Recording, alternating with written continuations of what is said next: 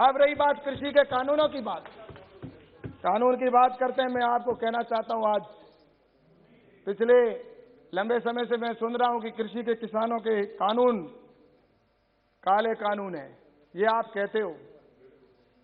मैं पहले तो आपसे ये कहना चाहता हूं कि आप अपने घोषणा पत्र को पढ़े।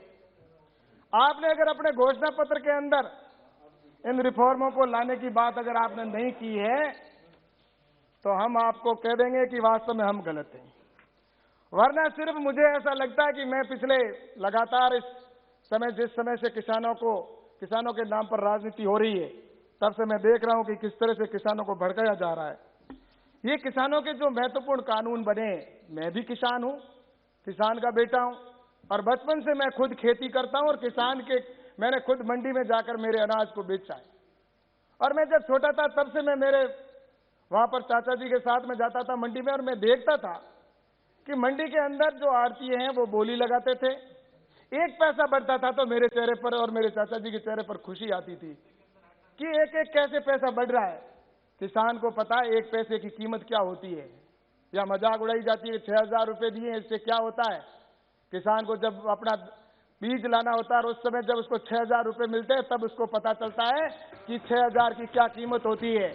लेकिन मैं आपको कहना चाहता हूं कि जब मैं मंडी के अंदर जाता था तो उस समय जो मंडी के अंदर जो आड़ती होते थे वो तय कर लिया करते थे कि हमें किस रेट के अंदर अपने अनाज को बेचना है।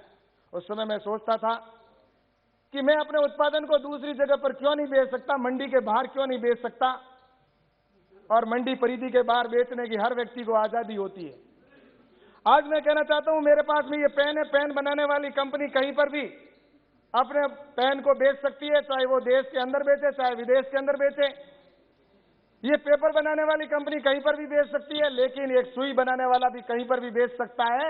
लेकिन मेरा अन्नदाता, मेरा धरती पुत्र किसान, रात दिन खेत में काम करने वाला, पानत करके काम करने वाला, अपने उत्पादन को मनचाहे स्थान पर मनचाहे व्यक्ति को नहीं बेच सकता था। उसको आजादी नहीं थी। क्यों आजादी नहीं दी मिली इतने साल तक? किसान को किसी बात की, इस बात की स्वतंत्रता नहीं थी।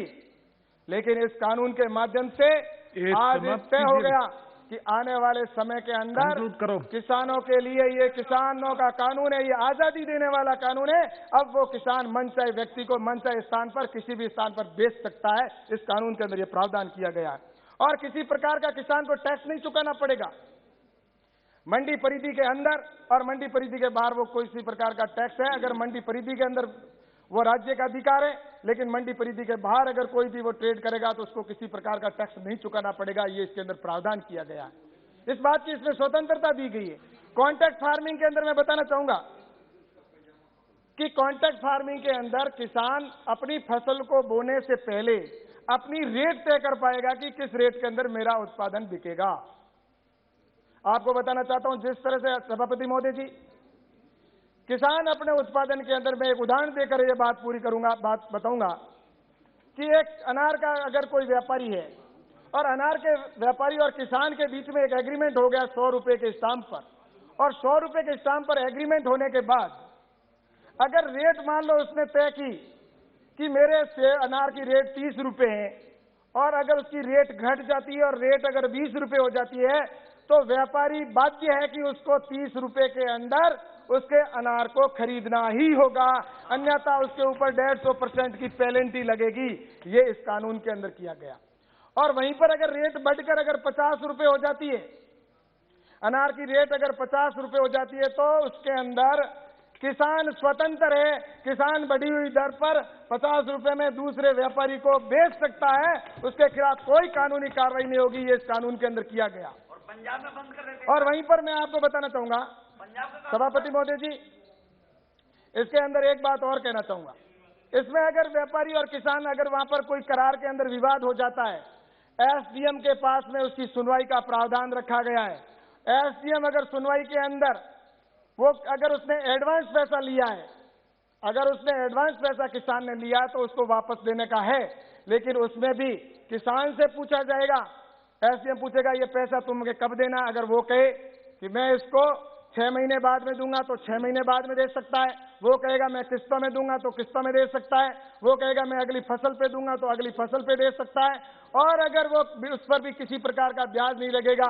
और इसके अतिरिक्त भी इसमें अगर व्यापार किसान अगर एडवांस पैसा दिया हुआ वापस नहीं भी देता है तो भी उसके खिलाफ कोई कानूनी कार्रवाई एसडीएम नहीं कर सकता। इस कानून के